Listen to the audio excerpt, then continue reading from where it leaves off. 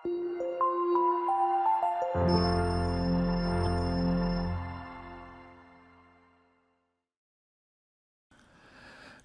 ಸ್ನೇಹಿತರೆ, ಅಮೋಘ ವರ್ಷ ಕೋಚಿಂಗ್ ಸೆಂಟರ್ ಯೂಟ್ಯೂಬ್ ಚಾನಲ್ಗೆ ನಿಮಗೆಲ್ಲ ಸ್ವಾಗತ.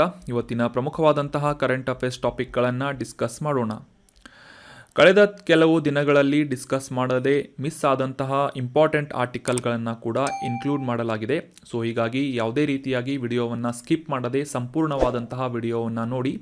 ಅದೇ ರೀತಿಯಾಗಿ ಅಮೋಘ Varsha IAS KS academy mobile ಅಪ್ಲಿಕೇಶನನ್ನು ಕೂಡ ಲಾಂಚ್ ಮಾಡಲಾಗಿದ್ದು, ರೆಗ್ಯುಲರ್ ಆಗಿ ಸಂಜೆ 5:30ಕ್ಕೆ ಟೆಸ್ಟ್ಗಳನ್ನು ಕೂಡ ಕಂಡಕ್ಟ್ ಮಾಡಲಾಗ್ತಾ ಇದೆ. ಆನ್ಲೈನ್ ಟೆಸ್ಟ್ಗಳನ್ನು ಅಟೆಂಡ್ ಮಾಡೋದಕ್ಕೆ ಈ ಅಮೋಘ Varsha IAS KS academy mobile ಅಪ್ಲಿಕೇಶನನ್ನು ಡೌನ್ಲೋಡ್ ಮಾಡಿಕೊಂಡು ರಿಜಿಸ್ಟರ್ ಮಾಡ್ಕೊಳ್ಳಿ.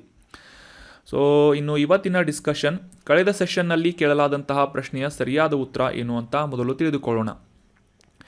ಕೆಳದಿ ಶಿವಪ್ಪ ನಾಯಕರ ಅರಮನೆ ಎಲ್ಲಿದೆ ಅಂತ ಪ್ರಶ್ನೆಯನ್ನು ಕೇಳಲಾಗಿತ್ತು. ಆಪ್ಷನ್ಗಳಲ್ಲಿ ಮೈಸೂರು, ಚಿತ್ರದುರ್ಗ, ಕಲಬುರಗಿ, ಶಿವಮೊಗ್ಗ ಅಂತ ನೀಡಲಾಗಿದ್ದು, ಸರಿಯಾದ ಉತ್ತರ ಏನು ಅಂತಂದರೆ ಆಪ್ಷನ್ 4 ಶಿವಮೊಗ್ಗ ನಗರದಲ್ಲಿ ಈ ಕೆಳದಿ ಶಿವಪ್ಪ ನಾಯಕರ ಅರಮನೆ ಲೊಕೇಟ್ ಆಗಿದೆ. ಮುಖ್ಯವಾಗಿ ಇದರ ಒಂದು ಐತಿಹಾಸಿಕ ಹಿನ್ನೆಲೆಯನ್ನು ತಿಳಿದುಕೊಳ್ಳೋದಾದರೆ, 17ನೇ ಶತಮಾನದ ಜನಪ್ರಿಯ ರಾಜನಾದಂತಹ ಕೆಳದಿ ಶಿವಪ್ಪ ನಾಯಕರಿಂದ ನಿರ್ಮಾಣ ಮಾಡಲಾದಂತಹ ಅರಮನೆ ಈ ಕೆಳದಿ ಶಿವಪ್ಪ ನಾಯಕರ ಅರಮನೆಯಾಗಿದೆ. ಸೊ 17ನೇ ಶತಮಾನದಲ್ಲಿ ವೆಂಕಟಪ್ಪ ನಾಯಕರಿಂದ ಈ ಅರಮನೆಯನ್ನು ಪ್ರಾರಂಭ ಮಾಡಲಾಗಿತ್ತು ಅಥವಾ ಅರಮನೆಯನ್ನು ನಿರ್ಮಾಣ ಮಾಡಲಾಗಿತ್ತು. ನಂತರ ಶಿವಪ್ಪ ನಾಯಕರಿಂದ ಈ ಒಂದು ಅರಮನೆಯನ್ನು ನವೀಕರಣಗೊಳಿಸಲಾಗಿತ್ತು. ಸೊ ಸದ್ಯಕ್ಕೆ ಶಿವಮೊಗ್ಗ ನಗರದಲ್ಲಿರುವಂತಹ ಈ ಶಿವಪ್ಪ ನಾಯಕರ ಅರಮನೆಯನ್ನು ಸರ್ಕಾರಿ ವಸ್ತು ಸಂಗ್ರಹಾಲಯವಾಗಿ ಕೂಡ ಗುರುತಿಸಲಾಗ್ತಾ ಇದೆ.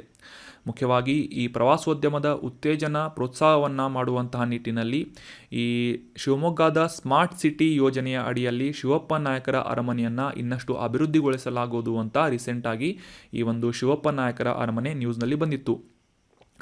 ಸೊ ಇದರ ವಿಶೇಷತೆಯನ್ನು ತಿಳ್ಕೊಳ್ಳೋದಾದರೆ, 17ನೇ ಶತಮಾನದ 2 ಅಂತಸ್ತಿನ ಕಟ್ಟಡವಾಗಿದ್ದು, ಬೃಹತ್ ಮರದ ಕಂಬಗಳನ್ನು ಈ ಅರಮನೆ ಒಳಗೊಂಡಿದೆ.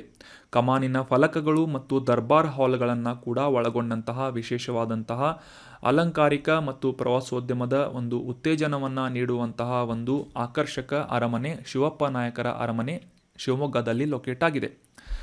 ಶಿವಮೊಗ್ಗ ಅಂತ ಆನ್ಸರ್ ಮಾಡಿದಂತಹ ಎಲ್ಲ ಸ್ಟೂಡೆಂಟ್ಸ್ಗಳಿಗೆ ಕಂಗ್ರ್ಯಾಚುಲೇಷನ್ಸ್, ವೆಲ್ ಡನ್. ಇದೇ ರೀತಿಯಾಗಿ ಡಿಸ್ಕಷನ್ನಲ್ಲಿ ಭಾಗವಹಿಸ್ತಾ ಇರಿ. ನಿಮ್ಮ ಆನ್ಸರ್ಗಳನ್ನು ಮತ್ತು ಒಪಿನಿಯನ್ಗಳನ್ನು ಕಮೆಂಟ್ ಬಾಕ್ಸ್ನಲ್ಲಿ ಕಮೆಂಟ್ ಮಾಡ್ತಾ ಇರಿ ಅಂತ ಹೇಳ್ತಾ ಇವತ್ತಿನ ಪ್ರಶ್ನೆ ಏನು ಅಂತ ನೋಡೋಣ. ಭಾರತದಲ್ಲಿ ನೌಕಾಪಡೆಯ ಪಿತಾಮಹ ಅಂತ ಯಾರನ್ನ ಕರೆಯಲಾಗುತ್ತೆ ಅಂತ ಪ್ರಶ್ನೆ ಇದೆ.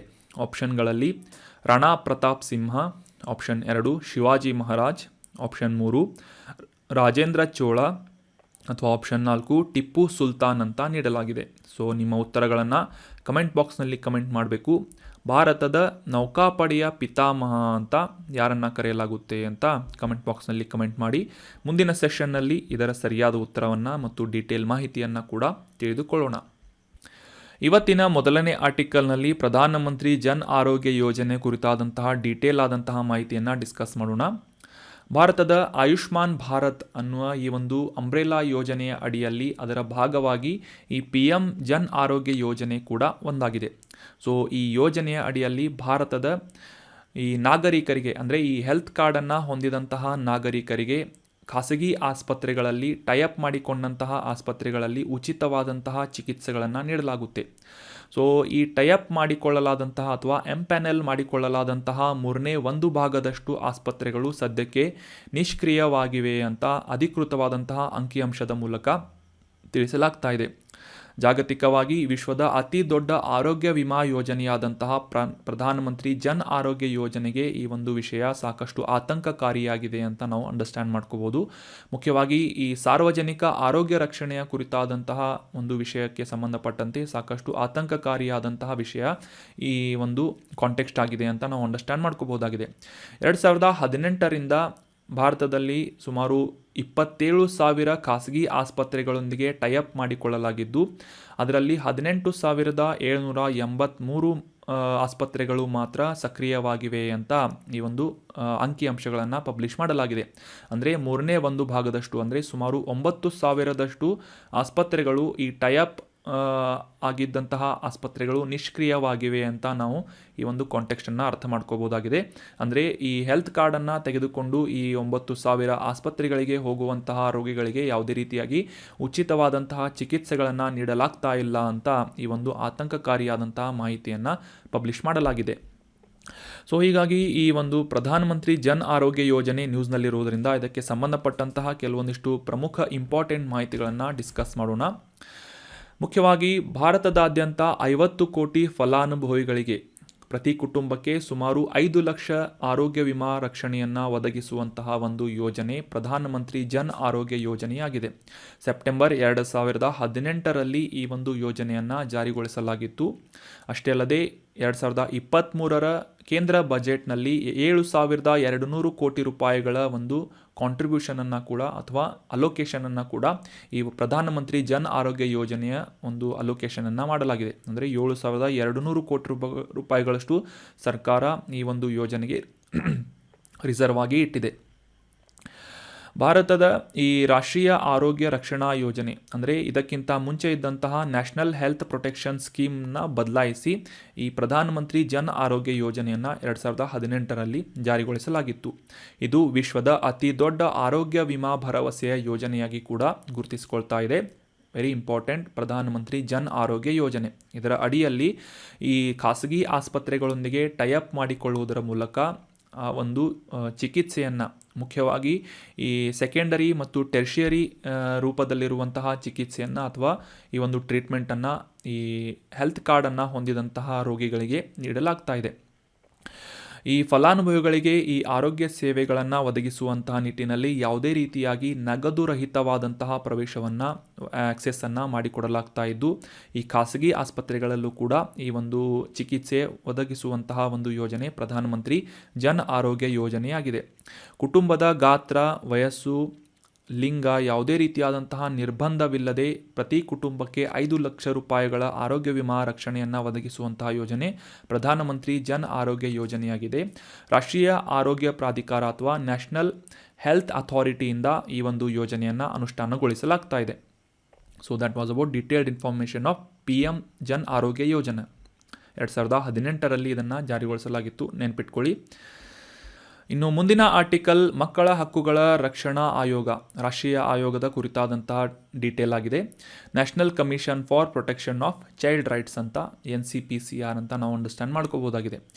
ಇತ್ತೀಚೆಗೆ ಈ ಒಂದು ಆಯೋಗ ನ್ಯೂಸ್ನಲ್ಲಿತ್ತು. ಯಾಕೆ ಅಂತ ಕಾಂಟೆಕ್ಸ್ಟನ್ನು ಅರ್ಥ ಮಾಡ್ಕೊಳ್ಳೋದಾದರೆ, ಮಣಿಪುರದಲ್ಲಿ ನಡೀತಾ ಇರುವಂತಹ ಈ ಒಂದು ಹಿಂಸಾಚಾರದ ಹಿನ್ನೆಲೆಯಲ್ಲಿ 2 ಮಹಿಳೆಯರನ್ನು ಒಳಗೊಂಡಂತೆ ಅಪ್ರಾಪ್ತ ವಯಸ್ಸಿನ ಮಕ್ಕಳ ಫೋಟೋಗಳನ್ನು, ಅವರ ಬೆತ್ತಲೆ ಫೋಟೋಗಳನ್ನು ಪೋಸ್ಟ್ ಮಾಡಲಾಗಿದೆ ಅಂತ ಅನ್ನುವ ಆರೋಪದ ಮೇಲೆ 3 ವಿರುದ್ಧ ಈ ಒಂದು ಆರೋಪದ ಮೇರೆಗೆ FIR ಅನ್ನು ದಾಖಲಿಸುವಂತೆ ಈ ಮಣಿಪುರದ DGP ಅವರಿಗೆ ಈ ರಾಷ್ಟ್ರೀಯ ಮಕ್ಕಳ ಹಕ್ಕುಗಳ ರಕ್ಷಣಾ ಆಯೋಗದಿಂದ ಪತ್ರವನ್ನು ಬರೆಯಲಾಗಿದೆ ಅಂತ ಈ NCPCR ಅಥವಾ ಈ ಒಂದು ಆಯೋಗ ನ್ಯೂಸ್ನಲ್ಲಿ ಬಂದಿತ್ತು. ಸೊ ಹೀಗಾಗಿ ಈ ಶಾಸನಬದ್ಧವಾದಂತಹ ಈ ಒಂದು ಪ್ರಮುಖ ವೆರಿ ಇಂಪಾರ್ಟೆಂಟ್ ಆದಂತಹ ಒಂದು ಆಯೋಗದ ಕುರಿತಾದಂತಹ ಡೀಟೇಲ್ ಮಾಹಿತಿಗಳನ್ನು ಈ ಒಂದು ಆರ್ಟಿಕಲ್ನಲ್ಲಿ ಡಿಸ್ಕಸ್ ಮಾಡೋಣ. 2005ರ ಈ ಮಕ್ಕಳ ಹಕ್ಕುಗಳ ರಕ್ಷಣಾ ಆಯೋಗ ಕಾಯ್ದೆಯ ಮೂಲಕ ಜಾರಿಗೊಂಡಂತಹ ಆಯೋಗ ಈ ಮಕ್ಕಳ ಹಕ್ಕುಗಳ ರಕ್ಷಣಾ ರಾಷ್ಟ್ರೀಯ ಆಯೋಗ ಆಗಿದೆ ಅಥವಾ national commission for protection of child rights ಅಂತ ಕರೆಯಲಾಗುತ್ತೆ. ಸೊ ಕಾಯ್ದೆಯ ಮೂಲಕ ಜಾರಿಗೊಂಡಂತಹ ಈ ಒಂದು ಸಂಸ್ಥೆಯನ್ನು ಶಾಸನಬದ್ಧವಾದಂತಹ ಸಂಸ್ಥೆ ಅಥವಾ ಸ್ಟ್ಯಾಟ್ಯೂಟರಿ ಸ್ಥಾನಮಾನವನ್ನು ಹೊಂದಿದಂತಹ ಸಂಸ್ಥೆಯಾಗಿ ಗುರುತಿಸಲಾಗುತ್ತದೆ. ಈ ಆಯೋಗ 5 ಮಾರ್ಚ್ 2007ರಲ್ಲಿ ಜಾರಿಗೊಂಡಂತಹ ಅಥವಾ ಕಾರ್ಯಾರಂಭವನ್ನು ಮಾಡಿದಂತಹ ಆಯೋಗವಾಗಿ ಗುರುತಿಸಿಕೊಳ್ಳುತ್ತೆ. ಸೊ ನೆನ್ಪಿಟ್ಕೊಳ್ಳಿ, 2007ರಲ್ಲಿ ಅನುಷ್ಠಾನಕ್ಕೆ ಅಥವಾ ಸ್ಥಾಪನೆಯಾದಂತಹ ಒಂದು ಆಯೋಗ ಭಾರತದ ಮಕ್ಕಳ ಹಕ್ಕುಗಳ ರಕ್ಷಣಾ ರಾಷ್ಟ್ರೀಯ ಆಯೋಗ ಅಂತ ಗುರುತಿಸಿಕೊಳ್ಳಲಾಗ್ತಾ ಇದೆ. ಸೊ ಇದನ್ನು ಶಾಸನಬದ್ಧವಾದಂತಹ ಸಂಸ್ಥೆಯಾಗಿ ಕೂಡ ಗುರುತಿಸಲಾಗುತ್ತೆ. ಸೊ ಈ ಆಯೋಗದ ಮುಖಾಂತರ ಭಾರತದಲ್ಲಿರುವಂತಹ 18 ವರ್ಷ ವಯಸ್ಸಿನ ವ್ಯಕ್ತಿಯನ್ನು ಮಗು ಅಂತ ಅಥವಾ ಚೈಲ್ಡ್ ಅಂತ ಕನ್ಸಿಡರ್ ಮಾಡಲಾಗುತ್ತೆ. ಅಷ್ಟೇ ಅಲ್ಲದೆ ಈ CPCR ಕಾಯ್ದೆಯ ಅಡಿಯಲ್ಲಿ 2005ರ ಈ ಒಂದು ಕಾಯ್ದೆಯ ಅಡಿಯಲ್ಲಿ ಸೆಕ್ಷನ್ 13ರ ಅಡಿಯಲ್ಲಿ ಎಲ್ಲ ಕಾನೂನುಗಳು ನೀತಿಗಳು, ಕಾರ್ಯಕ್ರಮಗಳು, ಆಡಳಿತಾತ್ಮಕ ಕಾರ್ಯವಿಧಾನ ಆಗಿರ್ಬೋದು ಮತ್ತು ಈ ಆಯೋಗದ ಪ್ರಮುಖವಾದಂತಹ ಒಂದು ಅನುಷ್ಠಾನಗೊಳಿಸುವಂತಹ ಕಾರ್ಯವೈಖರಿ ಆಗಿರ್ಬೋದು, ನಮ್ಮ ಭಾರತದ ಸಂವಿಧಾನ ಮತ್ತು ಮಕ್ಕಳ ಹಕ್ಕುಗಳ ಮೇಲಿನ ವಿಶ್ವಸಂಸ್ಥೆಯ ಕನ್ವೆನ್ಷನ್ ಅಥವಾ ಸಮಾವೇಶದ ಅಡಿಯಲ್ಲಿ ಪ್ರತಿಪಾದನೆ ಮಾಡಲಾದಂತಹ ಒಂದು ವಿಷನ್ಗೆ ಅನುಗುಣವಾಗಿ ಈ ಒಂದು ಕಾರ್ಯವೈಖರಿಯನ್ನು ಅಥವಾ ಮ್ಯಾಂಡೇಟ್ಸ್ಗಳನ್ನು ನಿರ್ಧಾರ ಮಾಡಲಾಗಿದೆ. ಅಷ್ಟೇ ಅಲ್ಲದೆ ಈ ಒಂದು ಭಾರತದಲ್ಲಿರುವಂತಹ ಇತರ ಕಾಯ್ದೆಗಳಾದಂತಹ 2012ರ ಲೈಂಗಿಕ ಅಪರಾಧಗಳಿಂದ ಮಕ್ಕಳ ರಕ್ಷಣೆ ಅಥವಾ ಪೋಕ್ಸೋ ಕಾಯ್ದೆ ಅಂತ ನೀವೆಲ್ಲ ಓದಿರ್ತೀರಿ. ಅದೇ ರೀತಿಯಾಗಿ 2015ರ ಜುವೆನೈಲ್ ಜಸ್ಟಿಸ್ ಅಥವಾ ಮಕ್ಕಳ ಆರೈಕೆ ಮತ್ತು ರಕ್ಷಣೆಯ ಕಾಯ್ದೆ, ನಂತರ 2009ರ ಉಚಿತ ಮತ್ತು ಕಡ್ಡಾಯ ಶಿಕ್ಷಣದ ಹಕ್ಕು ರೈಟ್ ಟು ಎಜುಕೇಷನ್ ಆ್ಯಕ್ಟ್. ಈ ಒಂದು ಪ್ರಮುಖವಾದಂತಹ 3 ಪ್ರಮುಖ ಕಾಯ್ದೆಗಳನ್ನು ಅನುಷ್ಠಾನಗೊಳಿಸುವುದು, ಅವುಗಳ ಪರಿಣಾಮಕಾರಿಯಾದಂತಹ ಒಂದು ಅನುಷ್ಠಾನ ಮತ್ತು ಮೇಲ್ವಿಚಾರಣೆ ಮಾಡುವಂತಹ ಜವಾಬ್ದಾರಿ ಕೂಡ ಈ ಮಕ್ಕಳ ಹಕ್ಕುಗಳ ರಾಷ್ಟ್ರೀಯ ಆಯೋಗ ಹೊಂದಿದೆ. ಸೊ ಸದ್ಯಕ್ಕೆ ಈ ಒಂದು NCPCR ಅಥವಾ national commission of protection of child rights, ಇದರ ಈ ಒಂದು ಸಂಸ್ಥೆಯ ಅಧ್ಯಕ್ಷರು ಯಾರು ಅಂತಂದರೆ ಪ್ರಿಯಾಂಕ್ ಕಾನುಂಗೋ. ಮತ್ತೊಮ್ಮೆ ರಿಪೀಟ್ ಮಾಡ್ತೀನಿ, NCPCRನ ಸದ್ಯದ ಅಧ್ಯಕ್ಷರ ಹೆಸರು ಏನು ಅಂತಂದರೆ ಪ್ರಿಯಾಂಕ್ ಕಾನುಂಗೋ ಆಗಿದೆ. ಇನ್ನು ಮುಂದಿನ ಆರ್ಟಿಕಲ್, ಸಫ್ದಾರ್ ಜಂಗ್ ಸಮಾಧಿ ರೀಸೆಂಟಾಗಿ ನ್ಯೂಸ್ನಲ್ಲಿತ್ತು. ಕಾಂಟೆಕ್ಸ್ಟ್ ಏನು ಅಂತ ಅಥವಾ ನ್ಯೂಸ್ ಏನು ಅಂತ ಅರ್ಥ ಮಾಡ್ಕೊಳ್ಳೋದಾದರೆ, ಆರ್ಕಿಯೋಲಾಜಿಕಲ್ ಸರ್ವೆ ಆಫ್ ಇಂಡಿಯಾ ಅಥವಾ ಭಾರತೀಯ ಪುರಾತತ್ವ ಸರ್ವೇಕ್ಷಣಾ ಇಲಾಖೆಯಿಂದ ಈ ಕೇಂದ್ರ ಗುಮ್ಮಟದ ಅಥವಾ ಈ ಸಫ್ದಾರ್ ಜಂಗ್ನ ಸಮಾಧಿಯ ಕೇಂದ್ರ ಗುಮ್ಮಟದ ಸಂರಕ್ಷಣೆ ಮತ್ತು ಪುನಃಸ್ಥಾಪನೆಯ ಕಾರ್ಯವನ್ನು ಶೀಘ್ರದಲ್ಲಿ ಕಂಪ್ಲೀಟ್ ಮಾಡಬೇಕು ಅಂತ ಈ ಒಂದು ಡೈರೆಕ್ಷನನ್ನು ನೀಡಲಾಗಿದೆ. ಸೊ ಹೀಗಾಗಿ ಈ ಸಫ್ದಾರ್ ಜಂಗ್ ಸಮಾಧಿ ನ್ಯೂಸ್ನಲ್ಲಿರುವುದರಿಂದ ಇದಕ್ಕೆ ಸಂಬಂಧಪಟ್ಟಂತಹ ಕೆಲವೊಂದಿಷ್ಟು ವಿಶೇಷ ಮಾಹಿತಿಗಳು ಮತ್ತು ಇದರ ಐತಿಹಾಸಿಕ ಇನ್ಫಾರ್ಮೇಷನನ್ನು ರೆಕಾರ್ಡ್ ಮಾಡೋಣ ಅಥವಾ ಕಲೆಕ್ಟ್ ಮಾಡಿಕೊಳ್ಳೋಣ. ಸಫ್ದಾರ್ ಜಂಗ್ ಸಮಾಧಿ ಮುಘಲ್ ಸಾಮ್ರಾಜ್ಯದ ಶೈಲಿಯಲ್ಲಿ ನಿರ್ಮಿಸಲಾದಂತಹ ಭಾರತದ ಕೊನೆಯ ಉದ್ಯಾನ ಹೊಂದಿದಂತಹ ಸಮಾಧಿಯಾಗಿ ಗುರುತಿಸಿಕೊಳ್ಳುತ್ತದೆ. ಇದು ಸಫ್ದಾರ್ ಜಂಗ್ ರಸ್ತೆ ಅರ್ಬಿಂದೋ ಮಾರ್ಗದಲ್ಲಿರುವಂತಹ ನವದೆಹಲಿಯಲ್ಲಿ ಲೊಕೇಟ್ ಆದಂತಹ ಒಂದು ಐತಿಹಾಸಿಕವಾದಂತಹ ಸ್ಮಾರಕವಾಗಿ ಕೂಡ ಗುರುತಿಸಿಕೊಳ್ತಾ ಇದೆ. 1753-54ರಲ್ಲಿ ನಿರ್ಮಾಣವಾದಂತಹ ಮುಘಲ್ ಚಕ್ರವರ್ತಿ ಮೊಹಮ್ಮದ್ ಶಾ ಅವರ ಅಡಿಯಲ್ಲಿ ಅವಧ್ನ ವೈಸ್ರಾಯ್ ಆದಂತಹ ಸಫ್ದಾರ್ ಜಂಗ್ ಅವರ ಸಮಾಧಿಯನ್ನು ನಿರ್ಮಿಸಲಾಗಿತ್ತು. ಸೊ ಇವರ ಮಗನಾದಂತಹ ನವಾಬ್ ಶುಜಾದ್ದೌಲ್ ಅವರಿಂದ ಈ ಒಂದು ಸಫ್ದಾರ್ ಜಂಗ್ ಸಮಾಧಿಯನ್ನು ನಿರ್ಮಾಣ ಮಾಡಲಾಗಿತ್ತು. ಈ ಸಫ್ದಾರ್ ಜಂಗ್ ಯಾರು ಮತ್ತು ಇವರ ಒಂದು ಪ್ರಮುಖ ಕಾರ್ಯಗಳು ಏನು ಅಂತ ಡೀಟೇಲ್ ಆಗಿ ತಿಳ್ಕೊಳ್ಳೋದಾದರೆ, 1708ರಲ್ಲಿ ಜನಿಸಿದಂತಹ ಸಫ್ದಾರ್ ಜಂಗ್ ಅವರ ಪೂರ್ಣ ಹೆಸರು ಏನು ಅಂತಂದರೆ ಮಿರ್ಜಾ ಮುಖೀಮ್ ಅಬುಲ್ ಮನ್ಸೂರ್ ಖಾನ್ ಅಂತ ಇವರ ಹೆಸರಾಗಿದೆ. ಮುಘಲ್ ಸಾಮ್ರಾಜ್ಯದ ಅವನತಿಯ ವರ್ಷಗಳಲ್ಲಿ ಮುಘಲ್ ನ್ಯಾಯಾಲಯದಲ್ಲಿ ಪ್ರಮುಖ ವ್ಯಕ್ತಿಯಾಗಿ ಈ ಒಂದು ಇಮೇಜ್ನಲ್ಲಿ ನೋಡ್ಬೋದು ಸಫ್ದಾರ್ ಜಂಗ್ ಅವರು ಕೆಲಸವನ್ನು ಮಾಡ್ತಾಯಿದ್ರು. 1739ರಲ್ಲಿ ಈ ಸಾದತ್ ಅಲಿ ಖಾನ್ ಅವರ ನಂತರ ಈ ಅವಧ್ನ 2ನೇ ನವಾಬರಾಗಿ ಈ ಸಫ್ದಾರ್ ಜಂಗ್ ಅವರು ಕೆಲಸವನ್ನು ಮಾಡಿದ್ದಾರೆ. ಇವರ ಪೂರ್ಣ ಹೆಸರನ್ನು ನೋಡಿದ್ವಿ, ಮಿರ್ಜಾ ಮುಖೀಮ್ ಅಬುಲ್ ಮನ್ಸೂರ್ ಖಾನ್ ಅಂತ. 1739ರಲ್ಲಿ ಚಕ್ರವರ್ತಿ ಮೊಹಮ್ಮದ್ ಶಾ ಅವರು ಈ ಮೊಘಲ್ ಸಾಮ್ರಾಜ್ಯದ ಪ್ರಧಾನಮಂತ್ರಿಯಾಗಿ ಈ ಸಫ್ದಾರ್ ಜಂಗ್ ಅವರನ್ನು ನೇಮಿಸ್ತಾರೆ. ಸೊ ಸಫ್ದಾರ್ ಜಂಗ್ ಈ ಒಂದು ಅವರ ಒಂದು ಕಾರ್ಯಾವಧಿ ಅಥವಾ ಒಂದು ಸೇವಾವಧಿ ಕಂಪ್ಲೀಟ್ ಆದ ನಂತರ ಅವಧ್ಗೆ ಮರಳಿ ಮುಂದಿನ 15 ವರ್ಷಗಳ ಕಾಲ ಅಲ್ಲಿನ ನವಾಬರಾಗಿ ಆಳ್ವಿಕೆಯನ್ನು ನಡೆಸ್ತಾರೆ. ಸೊ ಇವರ ಒಂದು ಆಡಳಿತಾವಧಿಯಲ್ಲಿ ಅವಧ್ನಲ್ಲಿ ಸಾಕಷ್ಟು ಮಸೀದಿಗಳನ್ನು, ಮದ್ರಸಾಗಳನ್ನು ಮತ್ತು ಇತರ ಸಾರ್ವಜನಿಕ ಕಟ್ಟಡಗಳನ್ನು ನಿರ್ಮಿಸಿದಂತಹ ಈ ಸಫ್ದಾರ್ ಜಂಗ್ ಅವರು ಸಂಗೀತ, ಕವನ, ಚಿತ್ರಕಲೆ ಮತ್ತು ಕಲೆಗಳನ್ನು ಸಾಕಷ್ಟು ಬೆಂಬಲಿಸಿದಂತಹ ಆಡಳಿತಗಾರರಾಗಿದ್ದಾರೆ. 1754ರಲ್ಲಿ ಇವರ ನಿಧನದ ನಂತರ ಇವರ ಒಂದು ಸಮಾಧಿಯಲ್ಲಿ ಅಂದರೆ ದೆಹಲಿಯಲ್ಲಿರುವಂತಹ ಸಫ್ದಾರ್ ಜಂಗ್ ಸಮಾಧಿಯಲ್ಲಿ ಇವರನ್ನು ಸಮಾಧಿ ಮಾಡಲಾಗುತ್ತದೆ. So that was about detailed information of Safdar Jung. ಇವರು ಈ ಅವಧನ ಒಬ್ಬ ನವಾಬರಾಗಿ ಗುರುತಿಸಿಕೊಂಡಿದ್ದರು. ಅದೇ ರೀತಿಯಾಗಿ ಈ ಸಫ್ದಾರ್ ಜಂಗ್ ಸಮಾಧಿ ಏನಿದೆ ಸದ್ಯಕ್ಕೆ ದೆಹಲಿಯಲ್ಲಿರುವಂತಹ ಒಂದು ಐತಿಹಾಸಿಕ ಸ್ಮಾರಕವಾಗಿದೆ. So that is important points. ಇನ್ನು ಮುಂದಿನ ಆರ್ಟಿಕಲ್ ಈ ಮಹದಾಯಿ ವನ್ಯಜೀವಿ ಅಭಯಾರಣ್ಯದ ಬಗ್ಗೆ ಇದೆ. ನೀವೆಲ್ಲ ಮಹದಾಯಿ ನದಿ ಬಗ್ಗೆ ಓದಿರ್ತೀರಿ ಅಥವಾ ಮಹದಾಯಿ ನದಿ ಯೋಜನೆಯ ಕುರಿತಾದಂತಹ ಸಾಕಷ್ಟು ಕಾಂಟ್ರವರ್ಸಿಗಳನ್ನು ನ್ಯೂಸ್ನಲ್ಲಿ ಡಿಸ್ಕಸ್ ಮಾಡಿರ್ತೀರಿ. ಅದೇ ರೀತಿಯಾಗಿ ಈ ಮಹದಾಯಿ ವನ್ಯಜೀವಿ ಅಭಯಾರಣ್ಯದ ಬಗ್ಗೆ ಈ ಒಂದು ಆರ್ಟಿಕಲ್ನಲ್ಲಿ ಡೀಟೇಲ್ ಆಗಿ ಡಿಸ್ಕಸ್ ಮಾಡೋಣ. ಕೆಲವೊಂದಿಷ್ಟು ಇಂಪಾರ್ಟೆಂಟ್ ಪಾಯಿಂಟ್ಸ್ಗಳನ್ನು ನೋಟ್ ಮಾಡಿ ಇಟ್ಕೊಳ್ಳಿ. ಈ ಮಹದೇವಿ ವನ್ಯಜೀವಿ ಅಭಯಾರಣ್ಯ ಎಲ್ಲಿದೆ ಅಂತ ವೆರಿ ಇಂಪಾರ್ಟೆಂಟ್ ಪಾಯಿಂಟ್, ಗೋವಾದಲ್ಲಿದೆ ಇದು. ಸೊ ಗೋವಾದಲ್ಲಿರುವಂತಹ ಈ ಮಹದೇವಿ ವನ್ಯಜೀವಿ ಅಭಯಾರಣ್ಯಕ್ಕೆ ಸಂಬಂಧಪಟ್ಟಂತೆ ಇತ್ತೀಚೆಗೆ ನ್ಯೂಸ್ ಬಂದಿತ್ತು. ಏನು ಅಂತಂದರೆ, ಸದ್ಯಕ್ಕೆ ವನ್ಯಜೀವಿ ಅಭಯಾರಣ್ಯವಾಗಿರುವಂತಹ 208 ಚದರ ಕಿಲೋಮೀಟರ್ ಸುತ್ತಮುತ್ತಲಿನ ಒಂದು ಪ್ರದೇಶವನ್ನು ಈ ಹುಲಿ ಸಂರಕ್ಷಿತ ಪ್ರದೇಶವಾಗಿ 3 ತಿಂಗಳ ಒಳಗೆ ಅಧಿಸೂಚನೆಯನ್ನು ಹೊರಡಿಸಬೇಕು ಅಂತ ಬಾಂಬೆ ಹೈಕೋರ್ಟ್ನ ಒಂದು ಗೋವಾ ಪೀಠದಿಂದ ಒಂದು ಡೈರೆಕ್ಷನನ್ನು ನೀಡಲಾಗಿದೆ. ಸೊ ಇಲ್ಲಿನ ಸರ್ಕಾರಕ್ಕೆ ಒಂದು ನಿರ್ದೇಶನವನ್ನು ನೀಡಲಾಗಿದೆ ಅಂತ ಈ ಮಹದೇವಿ ವನ್ಯಜೀವಿ ಅಭಯಾರಣ್ಯ ನ್ಯೂಸ್ನಲ್ಲಿ ಬಂದಿತ್ತು. ಸೊ ಗೋವಾದ ಉತ್ತರ ಭಾಗದಲ್ಲಿರುವಂತಹ ಈ ಮಹದೇವಿ ವನ್ಯಜೀವಿ ಅಭಯಾರಣ್ಯ ಸಾಕಷ್ಟು ಆಕರ್ಷಕವಾದಂತಹ ಸುಂದರ ಜಲಪಾತಗಳನ್ನು ಒಳಗೊಂಡಂತಹ ಒಂದು ವಿಶೇಷ ಅಭಯಾರಣ್ಯವಾಗಿ ಗುರುತಿಸಿಕೊಳ್ತಾ ಇದೆ. ಮುಖ್ಯವಾಗಿ ಈ ವಜ್ರಾ ಸಾಕ್ಲಾ ಜಲಪಾತ, ವಿರ್ದಿ ಜಲಪಾತಗಳು ಈ ಒಂದು ಮಹದೇಯಿ ವನ್ಯಜೀವಿ ಅಭಯಾರಣ್ಯದ ಪ್ರಮುಖ ಆಕರ್ಷಕ ಜಲಪಾತಗಳಾಗಿವೆ. ಅಷ್ಟೇ ಅಲ್ಲದೆ ಈ ಒಂದು ಜಲಪಾತದ ಹಿಂದಿನ ಬಂಡೆಯಲ್ಲಿ ಈ ಅಳಿವಿನಂಚಿನಲ್ಲಿರುವಂತಹ ಲಾಂಗ್ ಬಿಲ್ಡ್ ರಣಹದ್ದುಗಳು ಗೂಡು ಕಟ್ಟುವಂತಹ ವಿಶೇಷವಾದಂತಹ ಸ್ಥಳವಾಗಿ ಕೂಡ ಈ ಒಂದು ವನ್ಯಜೀವಿ ಅಭಯಾರಣ್ಯ ಹೈಲೈಟ್ ಆಗಿದೆ. ಇಲ್ಲಿ ಕಂಡುಬರುವಂತಹ ಸಾಮಾನ್ಯವಾದ ಸಸ್ಯವರ್ಗ ಯಾವುದು ಅಂತಂದರೆ, ತೇವಾಂಶವುಳ್ಳ ಎಲೆ ಉದುರುವಂತಹ ಸಸ್ಯವರ್ಗ ಮತ್ತು ನಿತ್ಯ ಹರಿದ್ವರ್ಣ ಜಾತಿಗಳ ಗಿಡಗಳನ್ನು, ದಟ್ಟವಾದಂಥ ಅರಣ್ಯವನ್ನು ಈ ಮಹದೇಯಿ ವನ್ಯಜೀವಿ ಅಭಯಾರಣ್ಯದಲ್ಲಿ ನಾವು ಕಾಣಬಹುದಾಗಿದೆ. ಭಾರತೀಯ ಗೌರ್, ಬಾರ್ಕಿಂಗ್ ಡೀರ್, ಸಾಂಬಾರ್ ಜಿಂಕೆ, ಏಷ್ಯನ್ ಪಾಮ್ ಸಿವೆಟ್ ಆಗಿರ್ಬೋದು, ಸಣ್ಣ ಭಾರತೀಯ ಸಿವೆಟ್ ಆಗಿರ್ಬೋದು, ಕಾಡು ಹಂದಿ, ಭಾರತೀಯ ಮೊಲ, ಈ ರೀತಿಯಾದಂತಹ ಸಾಕಷ್ಟು ವೈವಿಧ್ಯಮಯವಾದಂತಹ ಪ್ರಾಣಿಗಳನ್ನು, ಸಸ್ತನಿಗಳನ್ನು ಈ ಮಹದೇಯಿ ವನ್ಯಜೀವಿ ಅಭಯಾರಣ್ಯದಲ್ಲಿ ನಾವು ಕಾಣಬಹುದಾಗಿದ್ದು, ಈ ಹರ್ಪಿಟಾಲಜಿಸ್ಟ್ಗಳಿಗೆ ಅಂದರೆ ಈ ಉರಗ ತಜ್ಞರು ಅಂತ ನೀವು ಅಂಡರ್ಸ್ಟ್ಯಾಂಡ್ ಮಾಡ್ಕೋಬೋದು. ಈ ಹರ್ಪಿಟಾಲಜಿಸ್ಟ್ ಅಂತಂತಂದರೆ ಮುಖ್ಯವಾಗಿ ಈ ಉರಗಗಳು ಅಂದರೆ ಸರೀಸೃಪಗಳಾಗಿರ್ಬೋದು, ಈ ಕಪ್ಪೆಗಳಾಗಿರ್ಬೋದು ಅಥವಾ ಇತರ ಉಭಯಚರಗಳನ್ನು ಸಂಶೋಧನೆ ಮಾಡುವುದು ಮತ್ತು ಅವುಗಳ ಸಂರಕ್ಷಣೆ ಮಾಡುವಂತಹ ಜೀವಶಾಸ್ತ್ರಜ್ಞರಿಗೆ ಹರ್ಪಿಟಾಲಜಿಸ್ಟ್ ಅಂತ ಕರೆಯಲಾಗುತ್ತೆ. ವೆರಿ ಇಂಪಾರ್ಟೆಂಟ್, ನೋಟ್ ಮಾಡಿ ಇಟ್ಕೊಳ್ಳಿ. ಹರ್ಪಿಟಾಲಜಿಸ್ಟ್ ಅಂತಂದರೆ, ಮತ್ತೊಮ್ಮೆ ರಿಪೀಟ್ ಮಾಡ್ತೀನಿ, ಈ ಸರೀಸೃಪಗಳಾಗಿರ್ಬೋದು, ಈ ಕಪ್ಪೆಯಂತಹ ಉಭಯಚರಗಳನ್ನು ಸಂರಕ್ಷಣೆ ಮಾಡುವುದು, ಅವುಗಳ ಕುರಿತಾದಂತಹ ಒಂದು ಸಂಶೋಧನೆ ಮಾಡುವಂತಹ ಜೀವಶಾಸ್ತ್ರಜ್ಞರಿಗೆ ಹರ್ಪಿಟಾಲಜಿಸ್ಟ್ಗಳು ಅಂತ ಕರೆಯಲಾಗುತ್ತದೆ.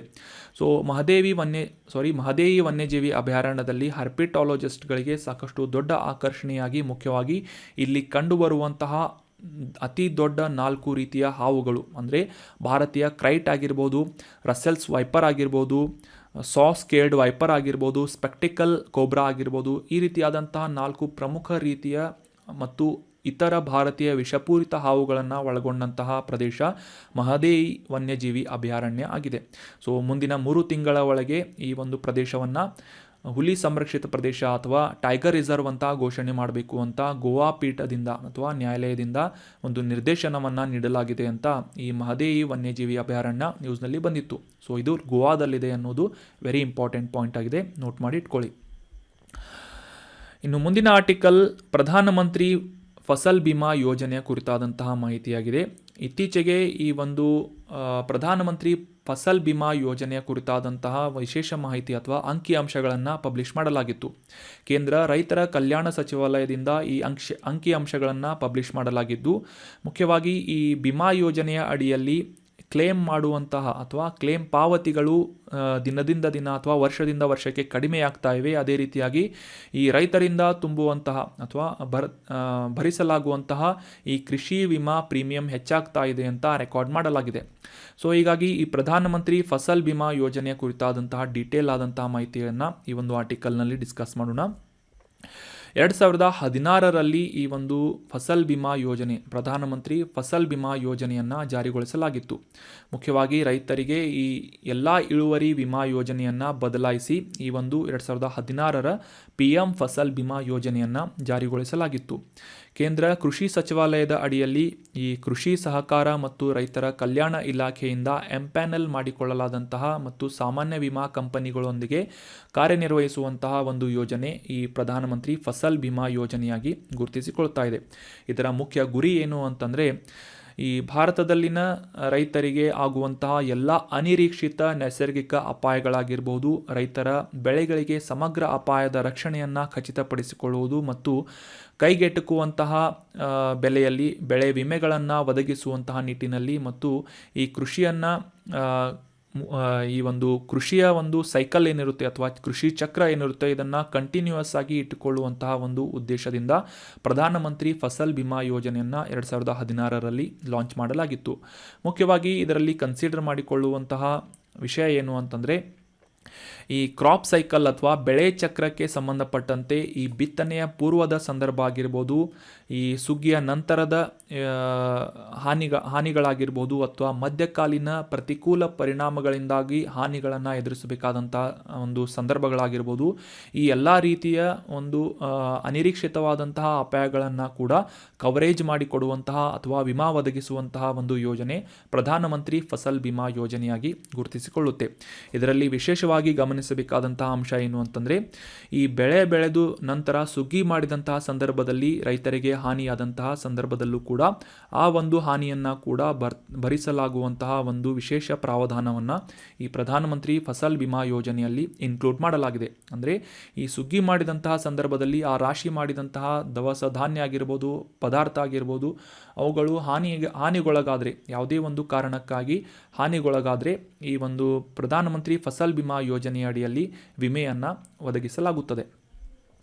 So that was about detailed information of Pradhan Mantri Fasal Bima Yojana. ಇನ್ನು ಮುಂದಿನ ಆರ್ಟಿಕಲ್ನಲ್ಲಿ ರೀಸೆಂಟಾಗಿ ಅಥವಾ ನ್ಯೂಸ್ನಲ್ಲಿ ಈ ಸ್ಯಾಂಡ್ ಅಂತ ಮರಳು ಅಂತ ನ್ಯೂಸ್ನಲ್ಲಿ ಬಂದಿತ್ತು. ಸೊ ಇದಕ್ಕೆ ಸಂಬಂಧಪಟ್ಟಂತಹ ಕೆಲವೊಂದಿಷ್ಟು ಬೇಸಿಕ್ ಇನ್ಫಾರ್ಮೇಷನ್ಗಳನ್ನು ಅಂಡರ್ಸ್ಟ್ಯಾಂಡ್ ಮಾಡ್ಕೋಣ. ಎಕ್ಸಾಮ್ನಲ್ಲಿ ಏನಾದರೂ ಸ್ಯಾಂಡ್ ಅಂದರೆ ಏನು ಅಂತ ಪ್ರಶ್ನೆ ಏನಾದರೂ ಬಂದರೆ ಆನ್ಸರ್ ಮಾಡೋದಕ್ಕೆ ನೀವೆಲ್ಲ ಕೇಪಬಲ್ ಆಗ್ತೀರಿ. ಮುಖ್ಯವಾಗಿ ಈ ಕಟ್ಟಡ ನಿರ್ಮಾಣ ಕಾಮಗಾರಿಗಳಲ್ಲಿ ಈ ನದಿಯಿಂದ ಮರಳನ್ನು ಬಳಸಲಾಗುತ್ತದೆ.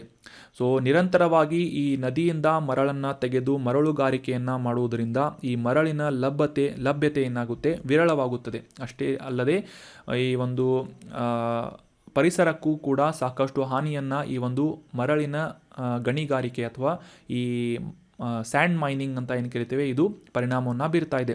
ಸೊ ಹೀಗಾಗಿ ಈ ಒಂದು ಮರಳಿನ ಒಂದು ಗಣಿಗಾರಿಕೆಗೆ ಸಂಬಂಧಪಟ್ಟಂತೆ ನಿರ್ಬಂಧವನ್ನು ಹೇರಿದರೆ ಈ ಕಟ್ಟಡ ನಿರ್ಮಾಣದ ಕಾಮಗಾರಿಗೆ ಕೂಡ ಸಾಕಷ್ಟು ಪ್ರತಿಕೂಲವಾದಂತಹ ಪರಿಣಾಮ ಉಂಟಾಗುತ್ತೆ.